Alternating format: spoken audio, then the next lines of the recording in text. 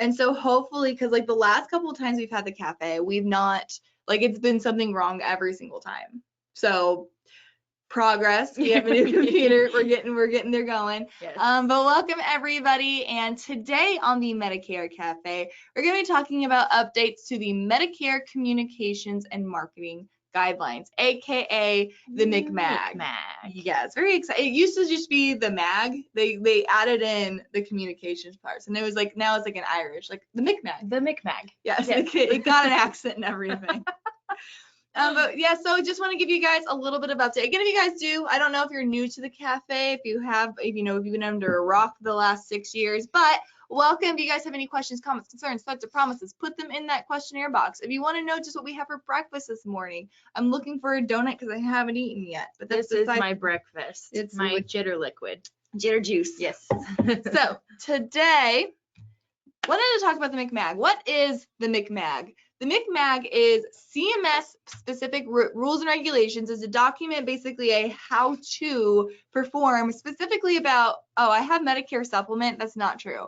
About Medicare Advantage and prescription drug plans. They do not apply to Medicare supplements. So if you have your sound off and you're trying to read lips and you're only looking at the slides, I'm lying to you. Wrong. It's wrong. It's just Medicare Advantage and prescription drug plans, because Medicare Advantage and prescription drug plans are governed and mandated and regulated by CMS. Medicare supplements, cancer insurance, long-term care insurance, everything else is ran by your Department of Insurance. So this one's federal, one's state. We're going to talk about the federal regulations today. So the reason why we wanted to talk about it is because the MCMAG hasn't really been updated since 2019 until very recently. And the MCMAG includes things just like what you can talk about at sales events versus educational events, what's considered door knocking, right? How what can be put on a mailer. It's really the very specifics about how to communicate with Medicare Advantage and prescription drug plans. It's been very stable. In 2019, they switched the rules to educational events did not have to be registered. That was like the big news back then. Yeah. So if you guys are familiar with what happened in October 8th of 2021, so just a couple months ago, they didn't update the MCMAG, but they did an addendum. Yes. And we've talked about it pretty regularly on the show. And the addendum was specifically talking about third-party marketers, aka lead vendors. If you're doing Facebook leads, internet leads, mailers, telephonic leads, there was an addendum that was basically combating the Joe Namath. That's essentially what it was. Is people are complaining about, some of there's a lack of clarification in some of these. There's a lot of like gray areas with some of the compliance around MA and PDP, and those Joe Namath ads kind of fell into that for sure. And they heard enough complaints that they were like, okay, so here's some clarifications. So we'll get into those clarifications just for a second. Again, if you aren't aware what happened, it was pretty important October 8th.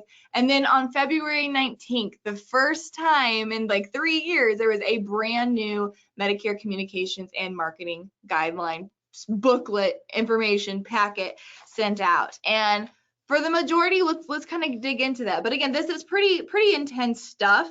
The MCMAG, the funny thing about compliance in general, it's all gray area. It's all about like, and honestly, it's how, for the most part, carriers, because carriers are the one who enforce compliance violations. You're not going to get a call from CMS saying like, hey, girl, watch out, your license on the line. That's not going to happen. It's the carriers who enforce these policies. So it's up to the carriers to determine what is okay, what's not. There's a lot of gray area. What happened on the 19th was just more clarification on one specific thing. It really only touched on one specific thing. So let's get into what those biggest changes are. October 8th, Medicare Advantage and prescription drug plans marketing must be submitted directly to CMS. In the past, if you wanted to say something about like, ask me about $0 premium plans, ask me how to get $140 back on your Social Security check. Right. When the past, the only way to get a marketing piece approved by CMS was the only people who really had direct access to CMS were carriers. Insurance carriers could, and that's how, like, you got like United Healthcare had their toolkit, Aetna had marketing pieces, Humana, and that were CMS approved, just because they were really the only ones that had that access. But they were going to have carrier logos, carrier names all over. Because why would a carrier help you market yourself. They're going to absolutely make sure if they're spending the money For sure. that they're going to get a piece of that pie. So it's actually really good things.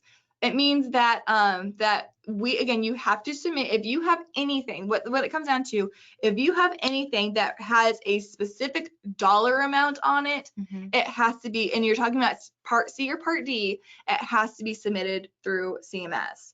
So if you're saying $0 premium, $300 in drug benefit, or $300 in dental benefits, if you're saying anything about a Medicare Advantage plan, even if it's not talking about a specific plan, if you're using a dollar amount, it has to be submitted to CMS, and you have to still have a partner. So senior marketing specialists, we do have the direct access to CMS now, so we can submit pieces on your behalf.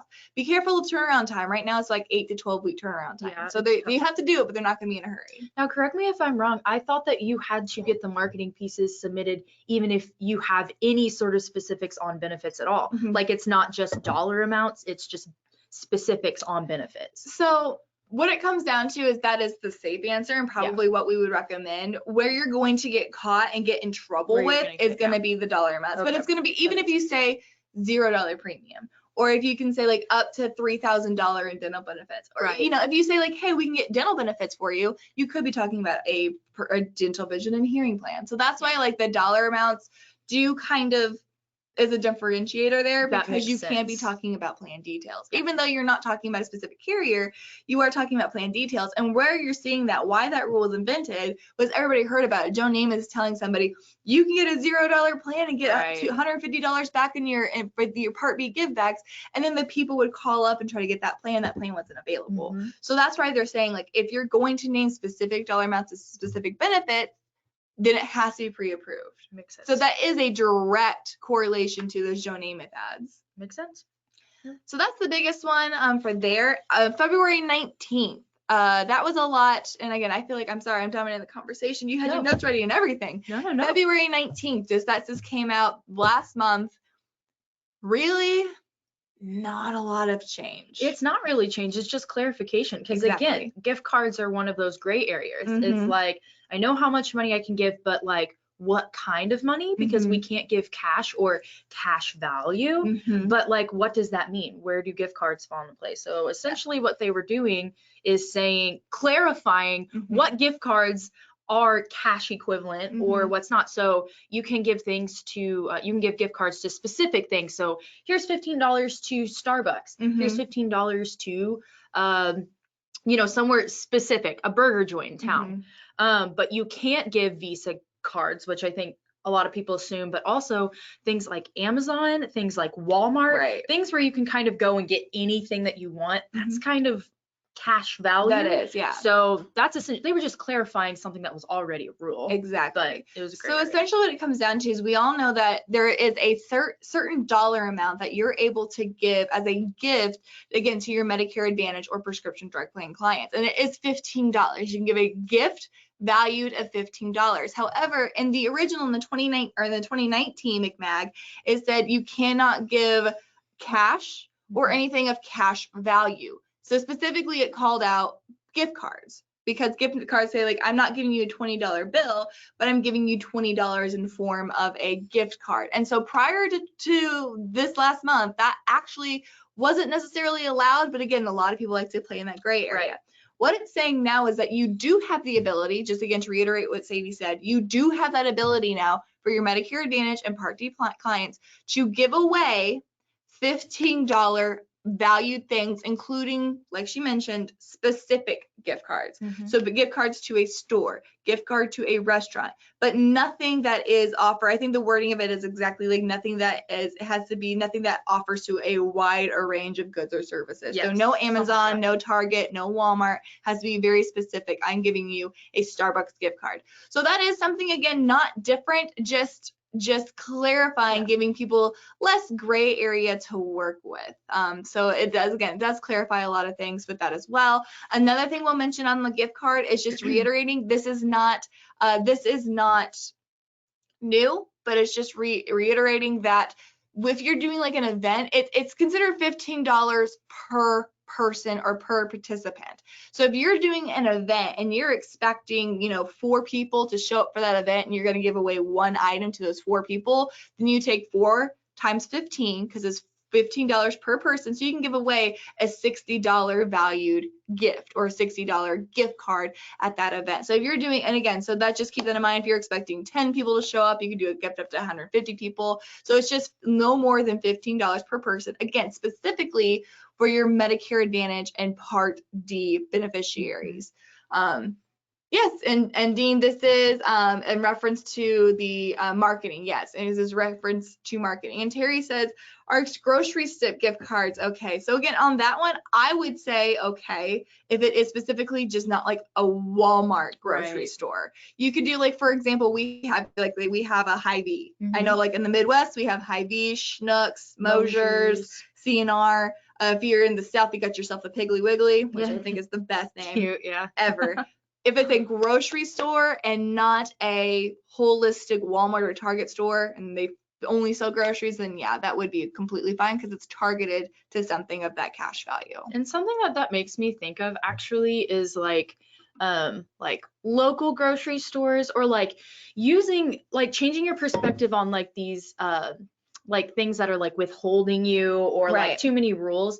Take this as a really good opportunity to partner with local businesses, give away gift cards to local businesses, and use this as an opportunity to network and build your community within your community, I guess, like your professional community. So, absolutely. Yeah, use it to your advantage. We actually worked with in a gas station card. Absolutely, Angela, because it is specifically to that good or that service. It's, again, not an Amazon, Target, Walmart, nothing. A Kmart. Do they even still have Kmarts anymore? I don't know. Not a Kmart. Can't do that. I think anybody would take a gas station card right now. Same. So great idea. She hurts. It does hurt. It's so absolutely, you can do that.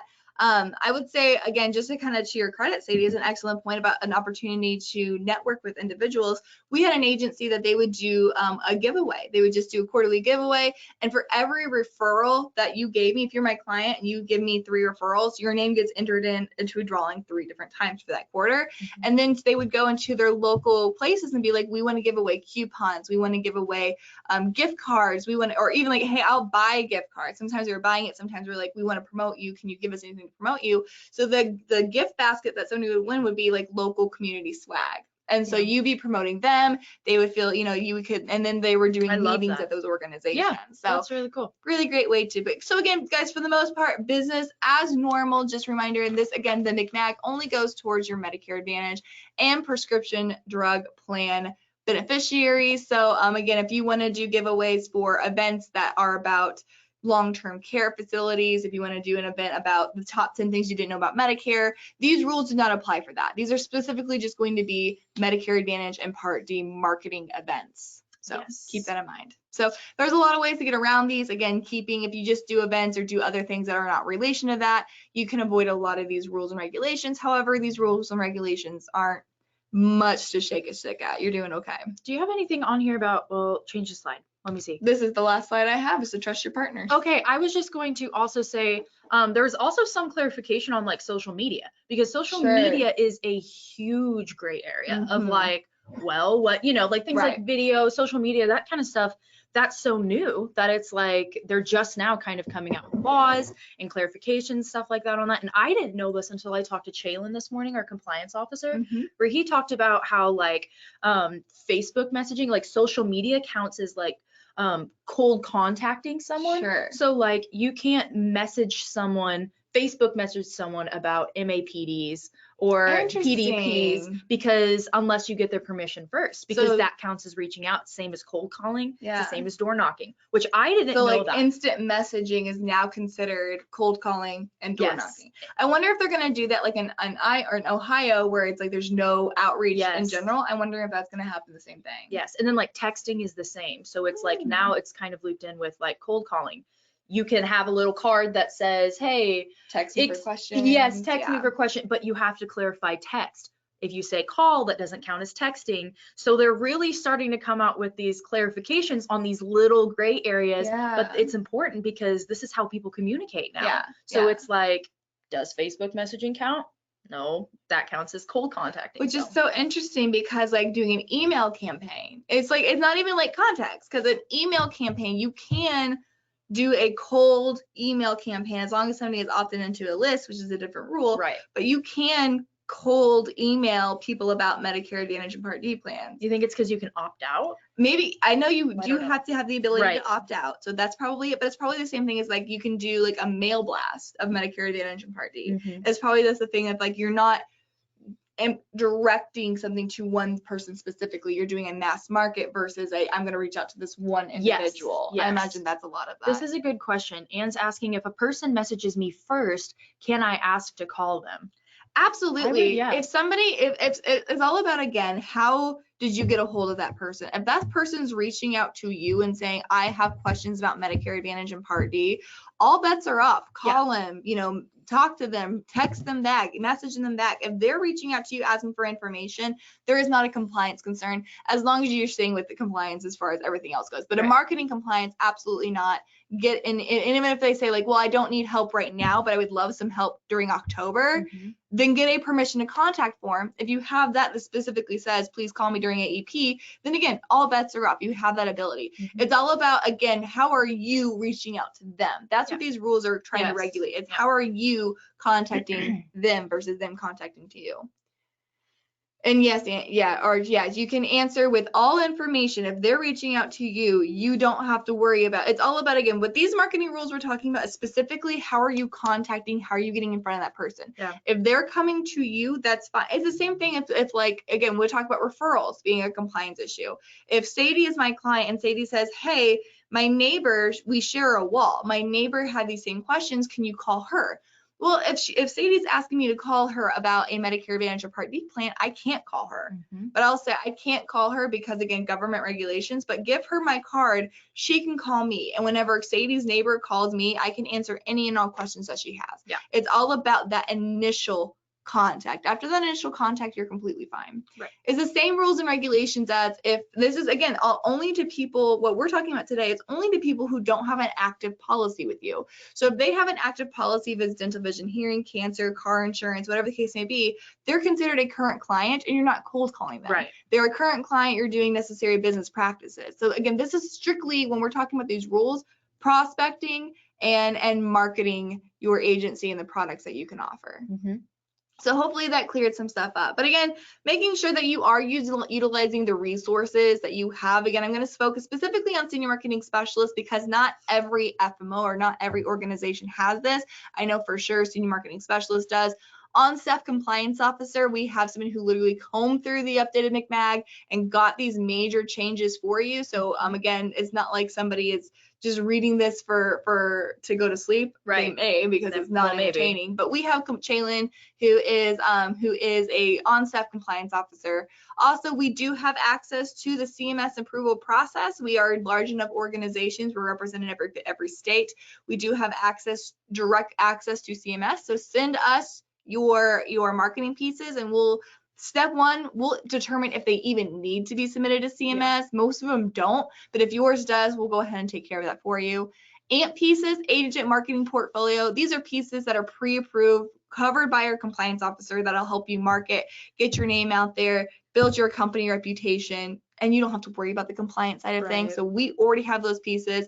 And then just remind, we've said it several times throughout today, only applies to your Medicare Advantage and prescription drug plan marketing plans. So Michelle asks, is the summit in the works this year? Yes, Michelle. Yes, the 2022 National Senior Sales Summit is in the works. It will not be in May this year. We will be doing it later on in the year, trying out some new stuff. We've been doing it since 2013, so kind of some time to shake it up and try some new stuff. So we'll be doing it closer to like AEP prep, think July, August timeframe. It'll also be virtual again this year, because we do understand that time of year is extremely busy. We do understand that time of year is difficult to do some, to get out all the way to St. Charles. So we will be doing that remote, but again, it will be in the July, August range. Terry asked, and again, guys, I'm gonna put this up. Any questions or comments? Now's your chance. If you're just super shy and don't want to interrupt us, now's your opportunity. Terry says, you talked about a company that does leads, phone, etc. Would they be okay for contacting? Absolutely. So if you do have questions about lead vendors that we've already talked about, that we've already vetted for their compliance, you can go to Senior Marketing Specialist Senior Marketing Specialist website, which is smsteam.net. Click on services and go to leads. And again, these are the same lead companies that we work with our co-op program, Senior Marketing Specialist co-op program. You write 10 applications in a month. We will go ahead and co-op, do 50-50 drop on these leads for you.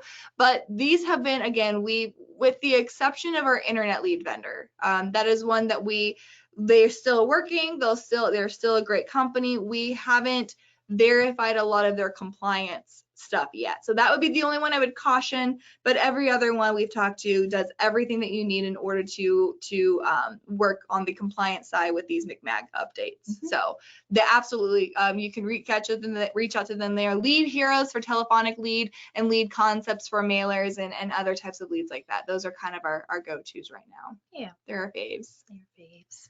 Great question, Derry. But anyways, guys, make sure you like our Facebook page. Really cool announcement. You'll be hearing about it more coming up. But the 29th of this month, guys, this is big news. You're not going to see it announced super big yet because we want to kind of do this more slowly.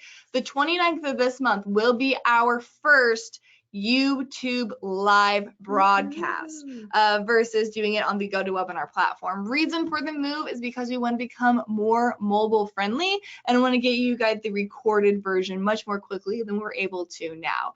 So again, and Ben says donuts in the break room. Ben, yes. So that's for us. You guys don't get that. But again, so this month, March 29th, not this next Tuesday, but the Tuesday after that. So we have one more Tuesday on the GoToWebinar platform. Next week will be the last GoToWebinar platform version of Medicare Cafe. After Tuesday, we will be seeing you on our YouTube live platform. So to make sure that you do get notified and get reminded that we will be going live every Tuesday at 10 a.m., make sure you go to the Medicare Cafe YouTube page and push that subscribe button and turn on your notifications. It'll let you know when we go live. I can even, well, I was going to say, if you have a Gmail account, you technically have a YouTube account. And that's the way that you'll be able to chat with us and stuff like that on YouTube Live. Maybe I can make like a little how to set up your YouTube account or whatever, like white paper, and throw it in the cafe groups. That way people kind of know. Yeah, if you guys would find that useful, is how to do that, because we want to make sure we don't lose the interaction, we don't lose anything else. Right. It's genuinely just because we know a lot of agents out there are traveling at this time. They're doing other things. They're working on some other stuff. So we just want to make sure that we are available in more places. We just want to be easier. Yeah. Yes, exactly. To work with. Yeah. Awesome. So any other questions, guys? We appreciate it. Like our Facebook page. Go and add us on your YouTube account. Make sure that you turn on your notifications so that we can keep jamming every Tuesday at 10 a.m. Yes. Awesome. So thank you guys so much. So until next time, have fun, make money, and give impeccable service. Thanks, guys. Thank you.